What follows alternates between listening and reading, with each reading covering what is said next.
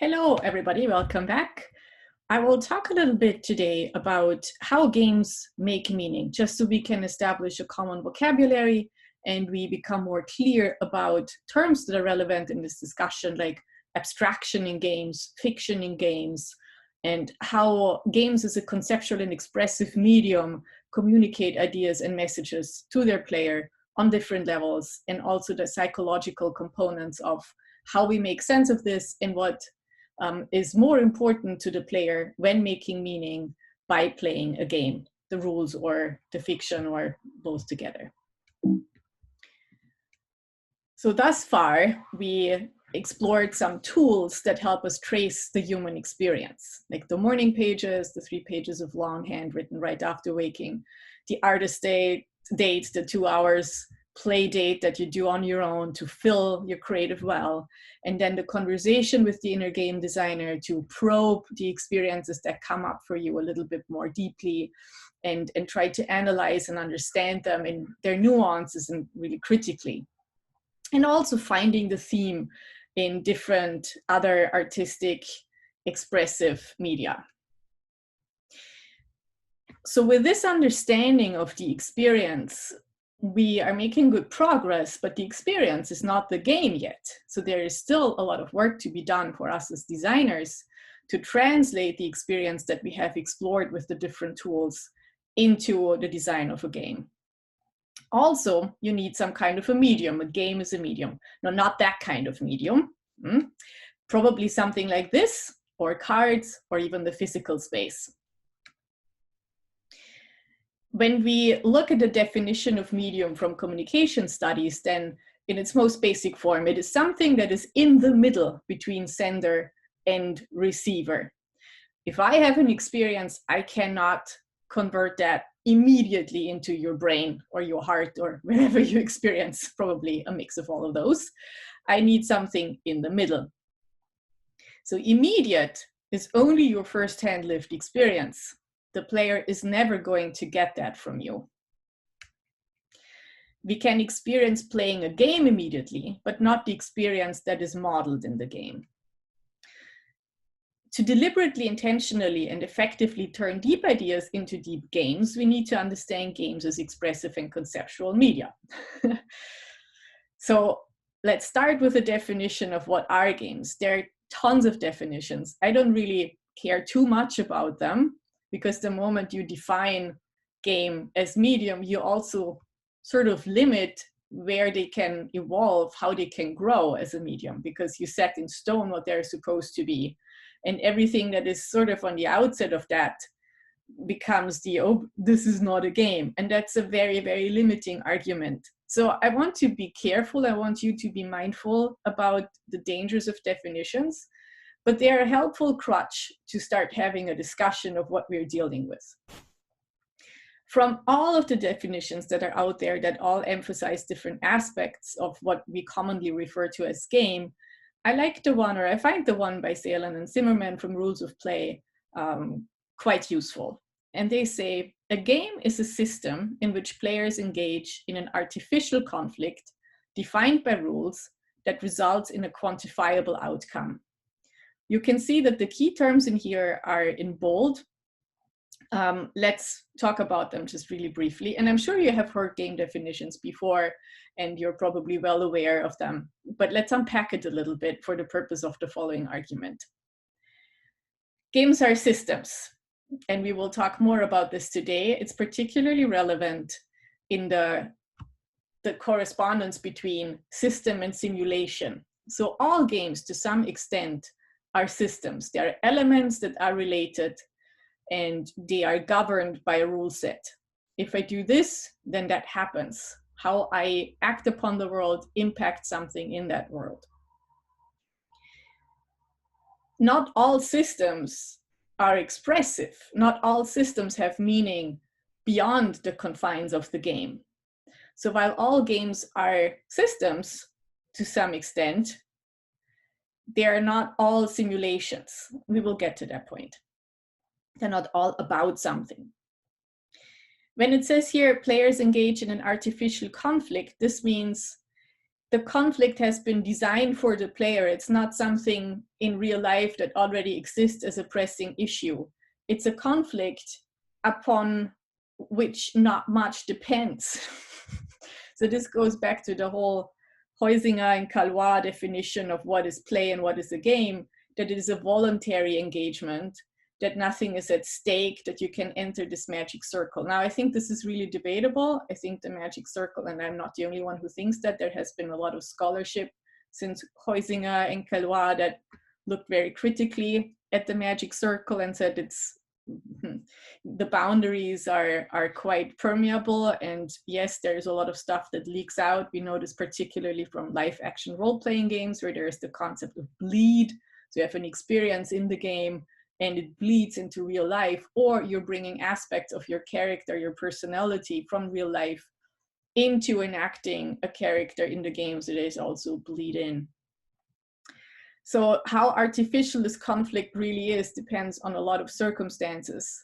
It depends on, is there anything connected to the game that will bleed out into your real life? Is playing the game and winning the game particularly important to impress somebody in real life? All sorts of factors will give more nuance to this idea of whether the conflict is purely artificial or there is actually something really serious going on a secondary level. But if we only look at the game as a design system and we buy into the notion that playing it is voluntary and things stay within this magic circle, the conflict is artificial. It's created for the player to have something to do. The game is defined by rules. I think that's probably the one thing that all the game definitions agree upon, that there are some kinds of rules of engagement. And then this results in a quantifiable outcome. Now that's another thing. Yes, that's quantifiable outcome means either you win or you lose. Either this action worked or it did not. Either it brought you closer to winning the game or further away from winning the game. There is no maybe this worked. So even if it's not always completely transparent to the player whether something worked or not, underneath the hood, the system of the game needs to be able to capture whether what you did here had any kind of impact on the bigger game state. Did it change the game state or not?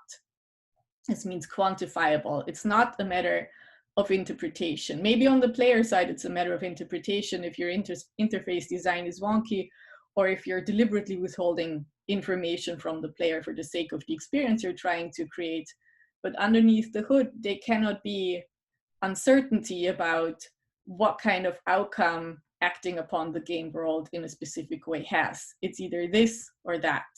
It's binary.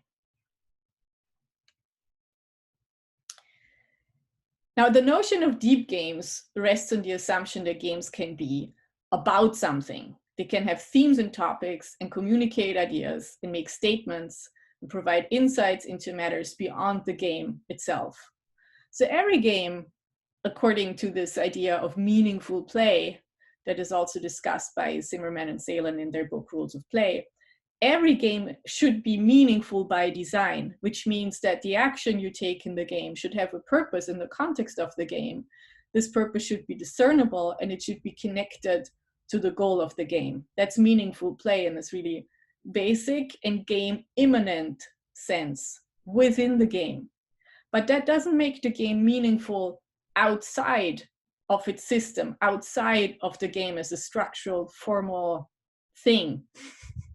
When we talk about deep games and deep games being meaningful, it goes beyond that. It transcends the structure of the game as a system. It communicates something to the player about their real life or other people's real life, any kind of theme or topic that's relevant outside of the game. And for a game to be able to do that, it has to be what we call representational in one way or another. It has to model, portray, emulate, simulate something other than the purely abstract form of a game. I would like you to pause for a moment and consider what kinds of non-representational games do you know? And if you think about it, it might become really, really hard to find purely abstract games that don't seem to be about anything. I think that's because it's really hard, even if we try or if we have nothing in mind, it's really hard to model anything outside of our experiences.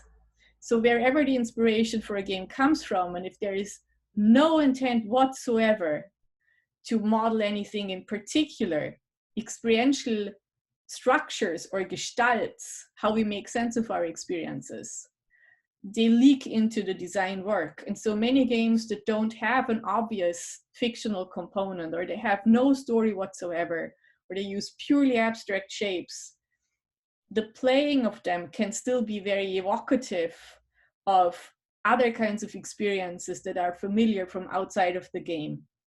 And at that point, we can argue the game is actually about something.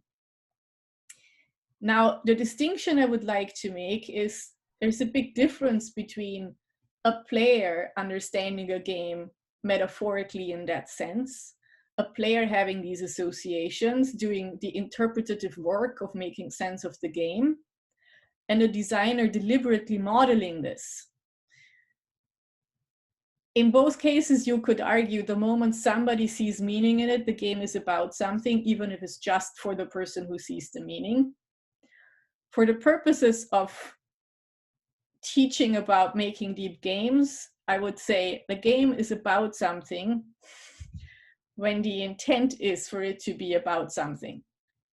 I do not want to diminish the power and importance of games meaning something to a particular player, or the ability for that player to actually reasonably argue that that meaning is there. But we have to think as designers, how can we put some meaning into the game so a player can take it out if they want to? Okay, so how can games be about something? I am sharing a few images with you here, and you can also read about all of this in the book chapter from Deep Games that I'm sharing with you. You can also use the video complementary to the chapter, and maybe only read the chapter or watch the video first and then go deeper with the chapter, or vice versa. That's up to you. The content is quite similar because it's coming from the same source. So even if you don't know all of these games, you might not know the purple one in the top left corner. This is The Marriage by Rod Humble. But The Last of Us, chess, Candy Crush, and Go might be familiar. So my question to you would be, which of these do you think are representational?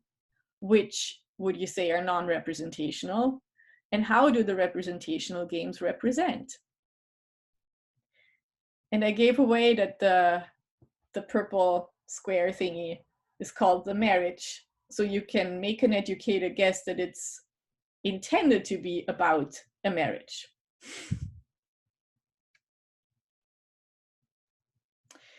So key terms to understand and talk about how games make meaning are representation, abstraction, fiction, and rules.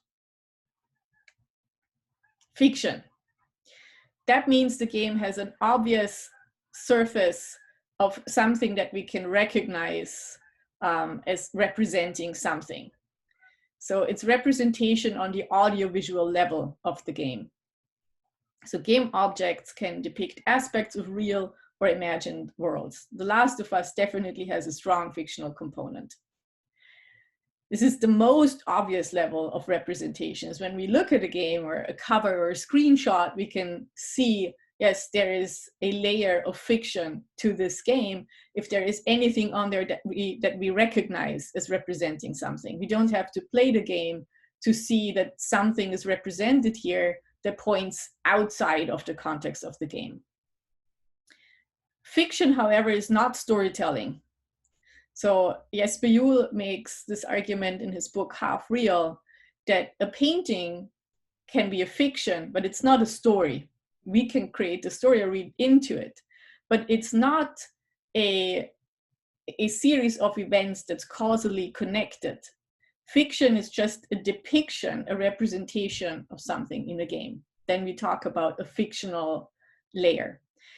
That's a particular game term, actually. When you talk to literary scholar or a film scholar, fiction has a different meaning. But in the context of game scholarship, fiction has been established at this thin layer of representation that rests on the audiovisual level, while storytelling would be for the game to go beyond that and represent a series of causally related events. Okay, so going back to our examples, with this idea of fiction in mind, which games here have a fictional level? I already talked about The Last of Us. Yes, that's quite obvious. What about Candy Crush? We have candies here, and they are clearly, well, recognizable as something that exists in real life. So we could say, yes, there is a fictional layer there as well. Chess, to a degree, too. We recognize the horse and the tower, and other figures might be a little bit more abstract and harder to really make the connection to what they represent. But there is a certain degree of a fictional representational layer there as well. Go, not so much, and the marriage, not so much.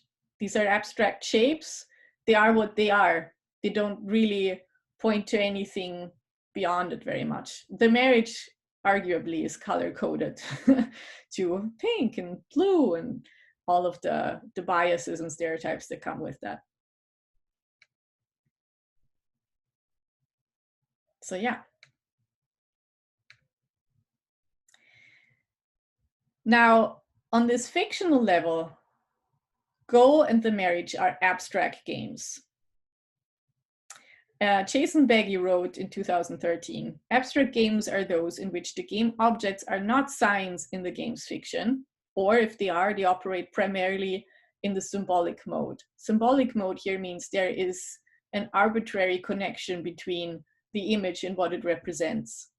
So in the marriage, there is an arbitrary, I mean, it's an established connection, but there is, other than a cultural agreement, sort of, there is an arbitrary connection between a pink square representing the female and a blue square representing the male, which means it's not iconic, it's symbolic.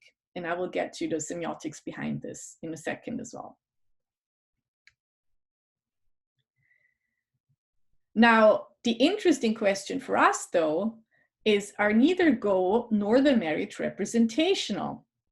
So we just said, or I just said, they are abstract on the fictional layer, on the fictional level of the game. The game elements, as they are represented, do not seem to stand for something we recognize from real life. But is neither of them representational? Now again, with Go, we could argue it's about territory, gaining territory, and that is modeling something that exists in real life to a degree, but it's a really thin, even if that's its origin, it's still a quite abstract thing that's happening also on the rules level. Now with the marriage, and I encourage you to actually play the game, and there is a link in the book chapter, and you can also just Google Rod Humble, the marriage game, and you will find it. You will see that it does attempt to model what marriage feels like to Rod. And it is quite representational in that sense. So the blue and the pink squares are the partners in the marriage, and they have very different needs. The pink square needs to be close to the blue square. So they have to come close, and then they have to touch at the edge. This is called kissing. And then the pink square grows and flourishes, and the blue square tries to get the hell out of Dodge and shrinks. So the blue square is not allowed to be smothered, and the pink square has the need of being close. The blue square likes to engage with all of these circles that are floating around, which represent external stimulations like job or hobbies or whatnot. The pink square to a degree likes that too, but the pink square is much more comfortable in the safety of the partnership. Neither pink square nor blue square do very well when they encounter one of the black spots. They represent tragedies of whatever kind. Then they both really shrink, and then they need some more closeness again. You keep the game going by keeping both partners happy. So you are neither allowed to let your squares become too transparent so that they fade into the background, nor too small so that they disappear. They have to both be at a comfortable level of size and solidity. You're playing also from this really bizarre perspective of the force of love between the two partners. So you're neither the pink nor the blue one, you're the force of love between them, and you can make them come together or drift apart. And so you have to balance the needs out by doing just that, just using your mouse to make them come together or give each other some space. And there are several levels you go through until you reach a really bizarre final level that's kind of the your marriage coming to full fruition and children and whatnot. So yeah, quite a lot going on in terms of rules, quite debatable also in terms of what all of that means, and whether we agree with this or not. But I think in all fairness, Rod said this is his understanding of what marriage feels like to him. So as a subjective expression of that, yeah, maybe we can let it stand. Let's do a little detour into semiotics to make more sense of all of these terms. So Charles Sanders Peirce, one of the founders of semiotics as a research discipline, identified 3 sign modalities: iconic, indexical, and symbolic. I mentioned symbolic already and iconic. I haven't mentioned indexical yet. So here are some explanations for what all of these terms mean. Iconic. One thing is represented as the thing through something that looks like it. So the picture of an apple is an iconic representation of the apple. Easy to recognize, not much abstraction going on. This is it. Symbolic would be writing the word apple. There is only an arbitrary connection between the thing itself and what we call it. There is no other relationship than cultural agreement that apple needs to be called apple, and this is how we write it. So that's true for all languages. They are all symbolic, except for some exceptions where you have these speaking terms, like kikeriki, for example, as a word, mimics the sound that a rooster makes when he kikerikis. Okay. And indexical is you don't see the thing itself, you only see its trace. And the index means it indicates the thing itself through its trace. So smoke is an indexical sign for fire. Footprints in the sand are an indexical sign for somebody walked here. A drop of sweat is an indexical sign for it is really hot in here. So it's not the thing itself. You don't see that. You see some sign that points towards it.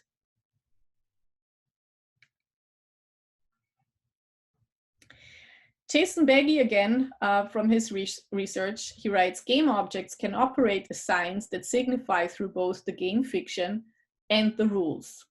So games have, at least 2 layers where they express meaning.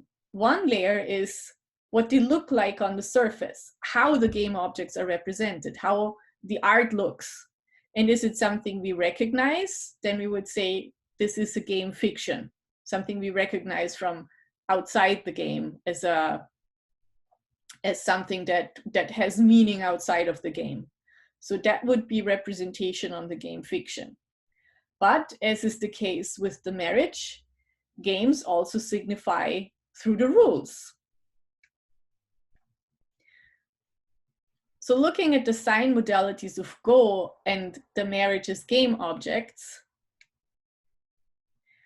there are symbolic rule signs. So there is no relation between form and function, but the game objects represent things beyond the game. I hope this makes sense, or come with questions when we do the check-in.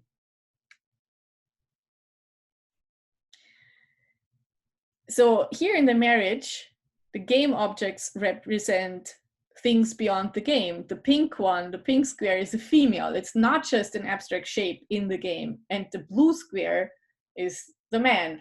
So pointing beyond the structural thing of the game. But there are symbolic fiction signs. So when we just look at a pink square and a blue square, we don't go, oh, clearly that's a woman, clearly that's a guy. There is an arbitrary connection between these game objects to what they represent. They become clear through the rules that govern them. Their meaning is constituted through the rules that govern them. That's why the rule signs are iconic. How they behave, their properties and behaviors represent the properties and behaviors as what Humble perceives people reacting in real life, the needs people have in real life and their behavior in real life. So the woman requiring closeness and intimacy and less external distractions, that is captured through the rules of the game, and that is an iconic representation of how he perceives that in real life. So abstract on a fictional level, representational on the rules level. This is interesting and important for us to be aware of because there is a representational hierarchy in games. For a game to be about something, think about it, what is more important? How it represents on the fictional level or how it represents on the rules level?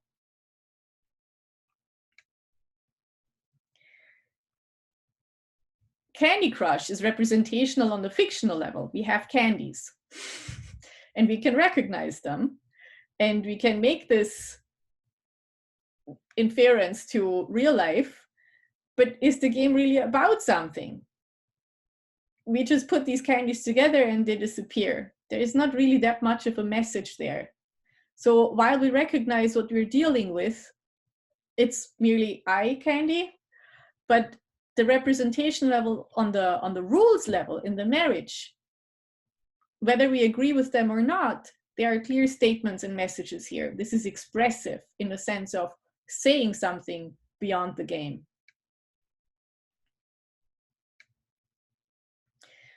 I'm definitely not saying that fiction is unimportant in games. Absolutely not. And art can make a huge difference, and it adds so much to how a game can impact players and reinforces the meaning and all of that. But what I'm saying is that a game can be about something without fiction. It cannot really be about something without the rules. And especially if there is a mismatch between the rules and the fiction, the rules will always outweigh the fiction because that's what you interact with. In the very first video, I think I spoke about games being embodied experiences. You learn firsthand through acting upon the world, doing stuff, and then seeing the consequences to your actions. This is such a strong way of learning. This is our primary mode of learning about anything, that we cannot ignore it. We can do whatever we want in the fictional layer. If the rules tell a different story, if the rules have a different message, that's always what we will learn. That's always what will count much more. There is a psychological argument for that. And it goes like this. Also from Jesper Juhl and his book Half Real, he states that video games are half real. The rules are real. If you're winning or losing a game, that's a real event that actually happens. If you are coming closer to winning or losing, that's a real event that actually happens. So all of this, that's undebatable. The fiction is not, you're not really killing a dragon. You're killing a fictional dragon. you're not really fighting zombies. You're fighting fictional zombies. In the context of the game, whether they go down or not, that's real. That really happens in the context of the game. But what they represent is not real. So on the fictional level, games are unreal. On the rules level, they're very real. Let's connect this to Frida's law of apparent reality. Frida is a psychologist. And Frida states, emotions are evoked exclusively by events that are appraised as real, and their intensity corresponds to the degree to which this is the case. I like to bring the example of Bambi, that children's movie with the animals and death. My mom does not buy into cartoons. She doesn't cry when she watches Bambi because that's all just kid stuff and it's not real to her. To me, this is very real. I cannot bear it. I cannot watch it. It's too intense. It's too close to home. So how much we buy into the realness of something dictates how strong our emotional response to it is. There is no objective reality. It's how we appraise something as real. The level of realness we assign to it. Things that are closer to us, we usually assess as more real than things that are further away from us. Like we can suffer much more with things that happen in our proximity than what happens across the world. It's sad, but it's true. So now, if the rules are really real, they're more real than fiction, the emotions evoked by the rules are stronger than emotions evoked by the fiction. Unless you have moments in the game where you decouple the two. I'm not saying that a cutscene cannot be profoundly evocative and emotionally evocative and really, really moving. And film can be really, really moving, but film also doesn't have any rules to distract from the fiction. So you have the luxury in traditional non-interactive media to focus completely on the story as it is being told to you. There is no level that is more real that interferes. But in games, you have a level that's the winning-losing kind of deal, the rules level that's more real than that fictional level. And so when they start to conflict, the fiction will recede more into the background, while the thing that makes you win or lose becomes more important. The emotional impact of games such as The Last of Us is due to a great alignment between rules and fiction. And there are many games where that works really well, and then there are many games where you really have this tension between the two, and you start min-maxing, you start just crunching numbers and figuring out what's the best strategy, and really losing sight of any kind of emotional drama that the fiction tries to portray. So marrying these two things is an important part of aiming to create meaningful games or deep games. So the takeaway from this would be a game's fictional theme doesn't determine its meaning. The meaning is determined by the rules and mechanics. And what does the game ask of the player? What is punished in the context of the game? What is rewarded? What strategies are encouraged? This is what the player will pay the most attention to. Forget what it says here. D2L, that's old student portalen is what it should say. There is a text there for you to look at. Okay. Feel free to pause me and grab some water. This is the last bit I'm going to talk about. So games as simulations. Gonzalo Frasca was a game scholar. Now he's a game industry person. And he did his PhD at ITU in Copenhagen, was one of the first people to talk really intelligently about games as expressive media and how games are very different from storytelling because games simulate. And simulations are very different from narratives because a simulation you can explore, it responds to you. The narrative has one way of showing things how they are. The simulation lets you figure out how things are and how they work in their intricacies. He defines simulation like this. To simulate is to model a source system through a different system which maintains to somebody some of the behaviors of the original system. So as a game designer, you are somebody who looks at a source system, some system that is out there, an experience, for example, understand it in its systemic qualities, and then aim to model that with rules and mechanics in a game by picking out the things that are important to you, that stand out to you, that for you make up the experience that you want to convey. And then you give this to a player to engage with and explore. So which games are simulations here? Last of Us simulates, chess simulates, the marriage simulates, Go to a limited degree with the whole territory acquisition thing, and Candy Crush doesn't really simulate at all. They're all systems, but they're not all simulations. They're not all about something.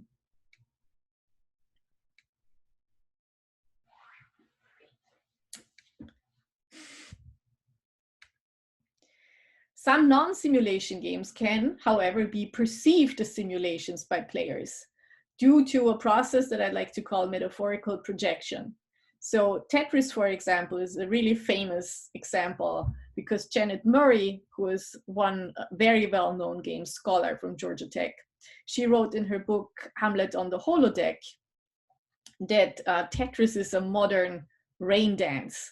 It allows us to enact what it's like to stay on top of things, to clear tasks from our desks and enact the agency of staying on top of our schedules and busy lives and our calendar and all of that. And she was very harshly criticized for that interpretation, saying, well, you're just making this up. If I throw a ball at you, I don't expect you to drop it and wait until it tells you a story. Games are just games, and they are rule-based systems, and you don't have to make a big deal out of it. But I think it's really important and interesting that we can do that with games, and that's how we perceive them, because that's a way for us game designers, deep game designers, to leverage the structures of games to deliberately create these kinds of associations. But I want to stress again that if it's all in the eye of the beholder, if it's all the interpretative performance of the player to make sense of the game as a deep metaphor, then I would argue you didn't really create a deep game. The player created a deep game. Deep games are games that are about something. As such, they are simulations. They have a source system. In this case, it's aspects of the human experience. And deep games model aspects of the human experience through rules and mechanics. Some deep games definitely have elaborate fictions, and others do not at all. So you don't have to think about, oof, I have to be this great storyteller. I have to come with these super intricate, complex plots. Absolutely not. The Passage is a 5-minute game about the journey of two people through life together, and through very, very pixelated art and some elegant and short rules. Like the rule system is not super complex. It still makes some profound statements about what it's like to go through life with somebody and then be left alone. Or Lim by Merit Kopas is a game about fitting in and trying to negate your own identity in order to pass as somebody who belongs, and then gets pushed outside the boundaries of this maze, possibly, where you don't really belong, but you have the freedom to be yourself. Very impactful, very powerful, very strong message, but not an elaborate fiction at all. It's like quite abstract on the fictional level, but profoundly conceived and interestingly modeled on the rule system level. Now, when we make these games, we have to bear in mind that we are very subjective. Ludwig Wittgenstein said the world of the happy is quite different from the world of the unhappy. So be mindful that our reality, your reality, my reality, is not a given. It's how we perceive it. It's how we make sense of it in the first place. So when we model a source system, especially if that source system is an aspect of the human experience, it is by no means objective. We filter, and not only do we filter, we perceive in the first place, and we think things are a certain way. So we filter what we experience through what we pay attention to, how we are wired, and how we and what's on our mind to begin with. Like the classic example, when I was pregnant, I saw so many pregnant women because that was on my mind. And when I was house hunting, I saw advertisements for houses everywhere. We also are being stalked by Facebook with all of these things, so that's not helpful. But we filter what we experience, and stuff pops out to us depending on what we pay attention to. And then we filter our construction of our experience in the design process. We pick things further apart and throw away what we think is noise, and just keep the stuff that really seems to be core to the experience we want to model. So we abstract a lot away. So the SPU again is talking about a certain level of abstraction in every game. So games having a fictional level that might not be implemented in the rules. So for example, a door that's there but you cannot open it. It's just a fictional door, but it is not connected to the rule system of the game. It's not implemented into the rules of the game, so it's purely fictional. Then you might have rules that are not explained by any fiction. Why does Mario have 3 lives? That's purely a gameplay thing, so the game doesn't become super hard, but it's not really motivated by the fiction. There's also no need to. And then there are the things that are in between. It's fiction that is simulated, that is connected to the rules. So that would be the door that opens, the chair that you can sit on, the object that you can collect and do something with. And between the fiction that's not implemented in the rules and the one that aligns with the rules, there is a level of abstraction. And if we didn't do that, if we didn't abstract a lot of things in the environment away, a player would get lost in the details of what they can do. So if you did a super, super fine-grained, nuanced simulation of a sliver of life, you would then still have to stick a game in there. Because what's the difference between the simulation and real life? Like, to make a game, you need to know what is important to interact with and what isn't, and how do you guide a player's attention towards the things that make for an interesting experience. So in Cooking Mama, you cannot call for pizza. That's abstracted out. You cook dishes in a very, very constrained kind of way. But if you mess up, you cannot call takeout. It's not part of the game. This part of reality, my kitchen reality, has been abstracted away. So the process of abstraction is where our craftiness as designers comes in, where our voice comes in, because it includes highlighting aspects of the source system we find important and ignoring those we find unimportant. That's how simulation games contain statements within the rules and mechanics. They are reflections of the sim authors, the simulation authors' worldview. They are subjective. And as such, they carry a lot of ethical weight. Like, whether it's allowed or not in The Sims to have gay marriage is quite a profound statement. And whether that's allowed by the sim authors or not reflects their worldview. So whatever you design, be mindful of what kind of statements you make, what you're excluding, what you're including, and why that is. There is really no default. So question your default, challenge your default, probe it a little bit more deeply, why this thing is important and that one isn't, why you constrain the game in one way or not another. Yeah, and but this subjectiveness also, that's where your voice comes through, and that's where the game becomes really meaningful and interesting, and how playing a game with somebody who has a new take on things, or a deeply personal take on things, can be so incredibly touching and rewarding, because you feel like you're having this meeting of mind with a designer, and the ability to maybe find your own experience in somebody else's, to relate, to feel understood, to build that kind of empathy, or feel that kind of empathy coming from the game for your experience. So I think that's very, very powerful and very interesting about making these kinds of games, that you can convey that to others. I would, if you haven't played it, and I think a lot of you might have already, but if you haven't, play and analyze these games, that September 12th and Passage, and links should be available in the book, or I will make them available on Student Portalen. And think a little bit about the statements that are in these games and how they are made through the rules of the games. And that's what I will leave you with for today. Thanks for your patience. It was a really long lecture.